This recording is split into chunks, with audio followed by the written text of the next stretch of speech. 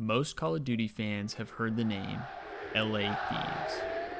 They have won multiple championships throughout their relatively short lifespan. One of those championships is the most sought after of them all, Champs. But if you're new to LA Thieves, you may not even know the rich history of the team and how it came to be. In order to really appreciate what they've built and accomplished, I'm going to take you back and help you experience what got them to where they are today. Back in 2016, 100 Thieves was founded by one of the biggest names to come out of Call of Duty Esports. His name is Matthew Nadeshot Haig. Nadeshot had played competitively on OpTic Gaming for 5 years while simultaneously helping build the OpTic brand. YouTube, how the fuck you doing? Hey guys, Nadeshot today. I'm bringing a brand new video. Wanna bet the cats? Mike's already taken 4 bites, no bullshit. But in 2015, he decided to step away from competing, and shortly after, he decided to move to LA, leaving OpTic. I am going to be taking a break from competitive Call of Duty. That's where 100 Thieves comes in. 100 Thieves, 2 words, very easy to oversimplify, but for me, it has much more meaning than that. Nadeshot decided he wanted to make his own team, and with a new season just beginning, he decided to make his In the move. sense of just like, existing and being a part of something, it's going to be my own organization. It's going to be my own team, my own Call of Duty franchise, and whether... When the opportunity arose, Nadeshot decided to pick up a team called King Pappy that had just qualified for the CWL Stage 2. The team had just beaten Team Caliber in the relegation tournament and needed an organization to represent them. They consisted of Royalty, Nelson, Examples, and Johnny. But shortly after picking up this team, Nadeshot decided to replace Nelson and Examples with Remy and Call of Duty veteran Aches. Despite this roster change before MLG Anaheim, the 100 Thieves team really struggled in group play, going 0-3, leading them to be in the losers bracket. Things didn't get any better after that. The Thieves ended up losing 3-0 to Cloud9 Eclipse in their only bracket play series, causing them to get 17th through 20th at Anaheim. This led everything to fall apart, with Nadeshot disbanding the roster and not fielding a new one. For those who say that I turned my back on Call of Duty, I want you guys to know that 100 Thieves is going to have a Call of Duty team. 2 years later, now with a stronger foundation and more development of 100 Thieves, fans of Nadeshot and his org were shocked to hear that they will be coming back to Call of Duty for the Black Ops 4 season. At this point, the org had grown in popularity and could afford to field a new roster once again. With this opportunity opening up, Nadeshot and the Thieves decided to pick up Kenny and Pharaoh to kick off the roster. This was a great young core that had just placed second at Champs the year before. But with Call of Duty moving to 5v5 the coming season, Thieves needed 3 more to fill the roster. With those open spots, they targeted Octane next. Nicknamed the Human Turret, he was one of the best ARs in Call of Duty year in and year out. They finalized the roster by adding Slasher and Enable, 2 multiple-time champions that added some veteran leadership to a younger core. Enable had also teamed with Pharaoh and Kenny the year before on their TK roster, so there was going to be extra chemistry going into the new season.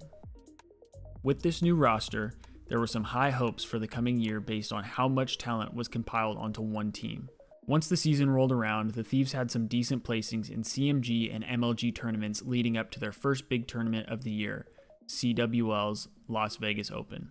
Despite the high hopes, the Thieves made it out of group play and losers bracket. They went on to win their first match, but lost their second one against Luminosity to place top 12. The upside was they still made it to CWL Pro League qualifier, where they started off slow, but were able to bounce back and make it to top 2 in their pool, which automatically qualified them for the CWL.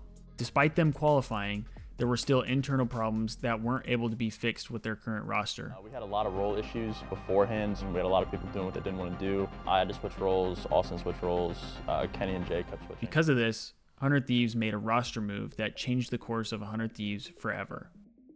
The Thieves decided to move on from Pharaoh, moving him to a substitute role. With that, there was an empty roster spot that needed to be filled with just the right fit. Priesta of Faze turned out to be the man for the job. With Faze not qualifying for CWL, Priesta and Crowder were up for loan. Crowder, on the other hand, had decided to take on a coaching role, despite initially playing for Faze. The Thieves took advantage of this and picked them both up before their league matches began.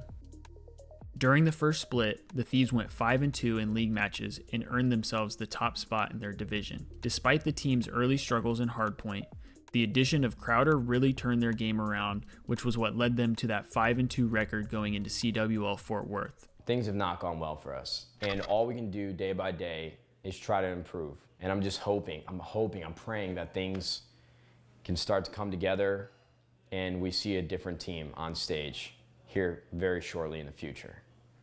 But the future is now because we're in first place. We have gotten better. We're playing out of our minds right now. The Thieves were the #1 seed going into the tournament, but managed to start in losers bracket after going 2-1 in their pool play. Even though they had a winning record, they lost the tiebreakers that would have put them into winners bracket. With the added pressure starting in losers bracket, the Thieves went on to win their next 3 matches against E United, Denial, and Heretics, leading them to their first championship Sunday. Unfortunately, during their first series on Sunday, Priesta got sick on stage mid-series, Take your time. Your health is more important than this tournament. No one on this team is going to care, you know that. forcing the Thieves to make a substitution. What are we doing, Jay? Pharaoh was brought back in to finish out the rest of the day. 100 Thieves went on to win that series before facing off against Reciprocity. Their momentum fizzled out there, falling 3-1 and being kicked out of the tournament by Reciprocity. While the Thieves started in losers bracket, they were able to come out of Fort Worth with a respectable top 4 finish. Between CWL Fort Worth and CWL London, 100 Thieves faced off against some strong competition in their league matches. They were able to take down Reciprocity, who had just knocked them out of the previous tournament, as well as the new Gen G squad that was #1 in their division, and OpTic. The win against OpTic secured the #1 seed going into London. With that, the Thieves had to face off against OpTic, Reciprocity, and E6 in their pool. OpTic was the 3 seed in the same division as 100 Thieves, and Reciprocity and E6 were both low-ranked teams in their divisions. The Thieves were confident that this time they would make it out of their pool play in winners bracket, knowing they had beaten each team in their pool before. Going to London, my only hope for the team was a tournament victory. I really thought this was going to be the first one that we had the true potential to win. We were super confident going in. The team's been playing amazing, and we were expecting a win for sure. They went on to do just that, only losing to OpTic in their last pool play match. Because of their loss to OpTic, 100 Thieves was given the 2 seed, which led them to facing off against the new E United team that had just picked up the young talent Simp. The new addition didn't stun the Thieves, and they went on to win that series convincingly. Their next match, on the other hand, was not so simple. They were taking on the 1 seed of their division, Gen G. How do you feel overall about how the squad's doing? Super confident with how the team's doing. They're playing really well today. This match is exciting for us. If they win, we're guaranteed top 3, and that'll be 100 Thieves' highest placing in Call of Duty so far. This match would guarantee the winner's top 3, and unfortunately the Thieves started off slow, conceding the first 2 maps. I basically walked up there, and the first thing I actually heard, other than a couple arguments going throughout the players, was Sam takes a big deep breath and he goes, I refuse to lose this series. We're not losing to this. The tides changed though after 100 Thieves won map 3. They went on to win the next 2 maps after that, winning the series and locking in a top 3 finish.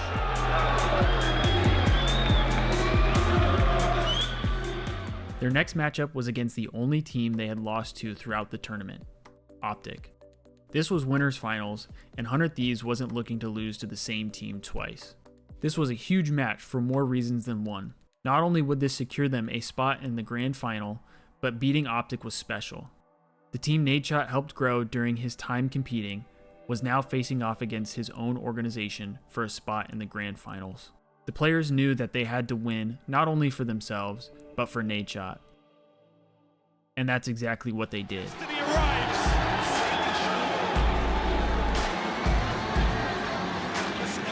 They won the first map before they ended up losing the second. They battled back and forth in the third map, but were still able to close it out in a close finish. That momentum pushed them over the finish line, where they ended up winning map 4 and dropping OpTic to losers bracket. With their win against OpTic, they only had one more hurdle preventing them from being first-time champions. Thieves had a rematch with their first opponent, E United. E United had made an impressive losers bracket run and were looking solid, but this didn't change anything in the Thieves' minds. 100 Thieves went on to beat E United yet again, securing the organization's first ever championship. There's no contest, and we've got a new champion. It is 100 Thieves that do it. This was a huge moment for 100 Thieves. Their first full year in Call of Duty, and they had already won a championship and were looking like the best team in the game at the halfway mark on the season. Despite 100 Thieves winning CWL London, they knew they still had some work to do if they wanted to win the next event, CWL Anaheim. The Thieves were looking great in their hardpoints, but had struggled in their S&Ds in London. League matches were where they started showing some improvements. They would often start off on the back foot though, having to climb their way back in order to close out the search. Their performances didn't let up after London until they faced E-United again. If 100 Thieves were to win that series, they would win the division and be granted the 2 seed going into Anaheim. Unfortunately, things didn't go to plan, with E-United sweeping the Thieves. In their next series, they barely pulled out a Map 5 win against a lesser E6 team. This led 100 Thieves to start in a fairly challenging pool with Gen G, Envy, and Luminosity. 100 Thieves started to find their groove again though, only losing 1 map out of all 3 of their matches in pool play. They started off in winners round 1 against Elevate, where they looked like they did in London. So I was definitely happy with our performance in pool play. We went 3-0, we only lost 1 map. It kind of set the tone for the rest of the event. So going into our round 1 matchup versus Elevate, I knew we would take that series pretty easily. You know, Elevate's a good team. I think they're actually underrated. They're a lot better than people think. But, I mean, we're the best team in the game for a reason, so I knew we were going to have an easy matchup. In a row, the war machine of Slasher ringing out, and that's dead, mate. It's a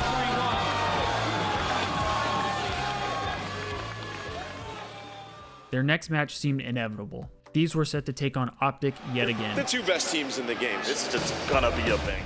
100 Thieves started off slow, dropping the Map 1 hardpoint, which was very unlike themselves.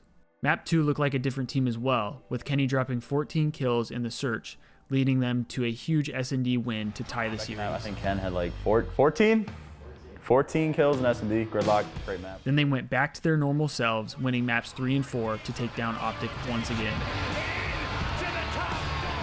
For the second event in a row, 100 Thieves made winners finals, taking on Gen G this time. It was too little too late for Gen G. 100 Thieves were on a roll and weren't going to let anyone stop them from going back to back. The Thieves took down Gen G convincingly in 3-0 fashion before they faced off against them again in grand finals. Either way, I felt like we had it in the bag because I didn't think we were going to lose twice to anyone. But playing against Gen G, since we already played against them twice in the weekend and beat them both times, I kind of had that feeling that we won before we even played the grand finals. So far at CWL Anaheim, your defending champions, running up, it's 100 Thieves! The outcome didn't change, with the Thieves beating them for a 3rd time at that event alone. In back-to-back tournaments, 100 Thieves were grand champions, and they had quickly become the team to beat. And that's back to back!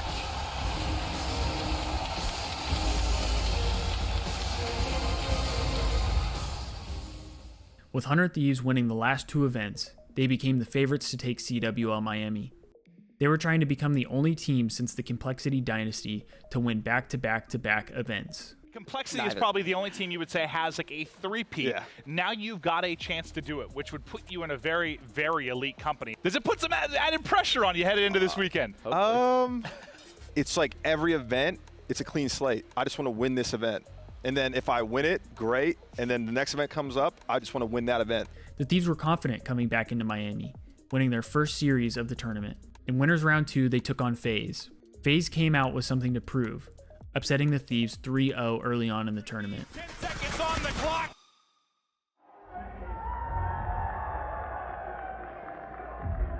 After the loss, the Thieves weren't looking quite like themselves.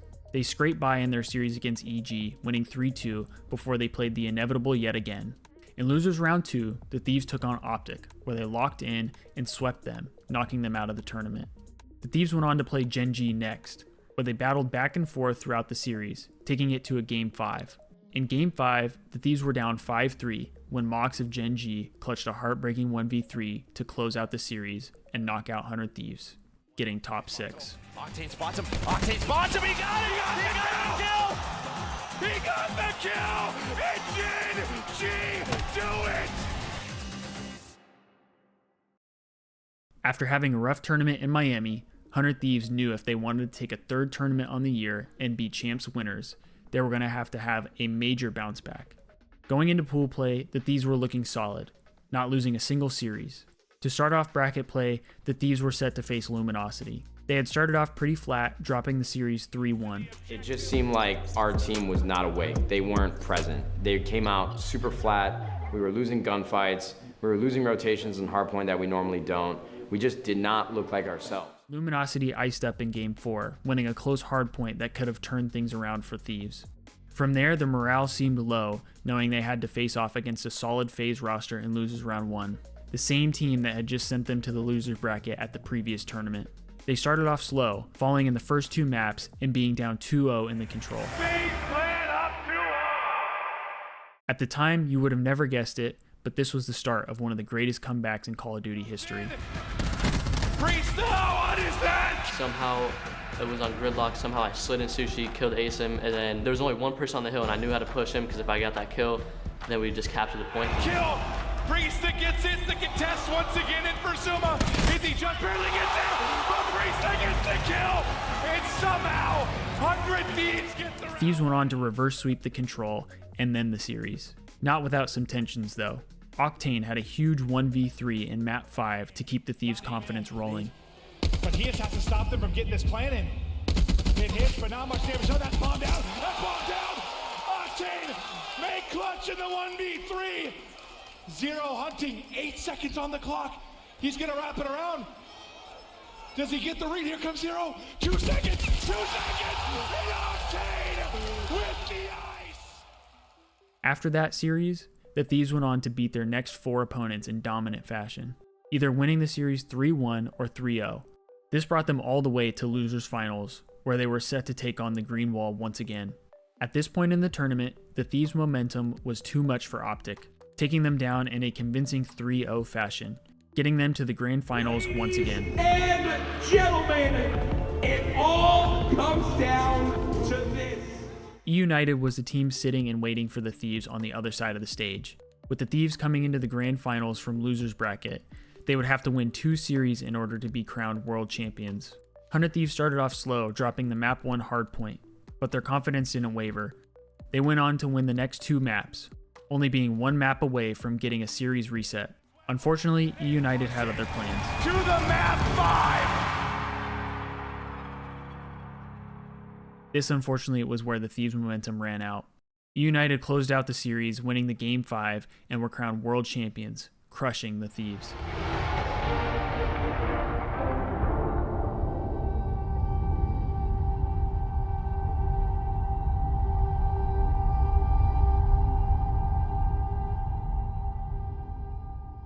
After such an insane run, 100 Thieves finished in 2nd place at Champs. A major accomplishment that felt difficult to accept, knowing how close they were to taking everything for themselves in only their first full year in Call of Duty. After some time, the Thieves team was able to really appreciate all they had accomplished. They went from struggling at the start of the year to being one of 2 teams to win back-to-back tournaments and were runners-up at Champs despite having to practically start in Losers Bracket. The team had brought the 100 Thieves organization their first championship ever, and that was something to be proud of. Kenny, Octane, Slasher, Enable, Priesta, and Crowder cemented themselves in the 100 Thieves history books in just 1 year. In the offseason, Call of Duty announced that they would be changing from the Call of Duty World League, otherwise known as CWL, to the Call of Duty League. The Call of Duty League, or CDL, was going to require a major buy-in in order to be a part of the league. Unfortunately, the Thieves were not in a position to buy in. Nadeshot came out and announced that they would not be continuing their Call of Duty journey, and that the roster would be forced to split up. 100 Thieves will not be a part of competitive Call of Duty next year. We will not be a part of the CDL. We will not have a team competing for our brand. And I wouldn't say this is the end of my participation, 100 Thieves participation in Call of Duty, but we will not be fielding a roster. Activision has decided to franchise, and obviously there are a lot of costs that come with that. This really hurt fans of 100 Thieves, knowing they would not have a team in Call of Duty for the foreseeable future, especially after all they had just accomplished. Although we didn't know it at the time, this was just the beginning of 100 Thieves' Call of Duty story. What type of language is that?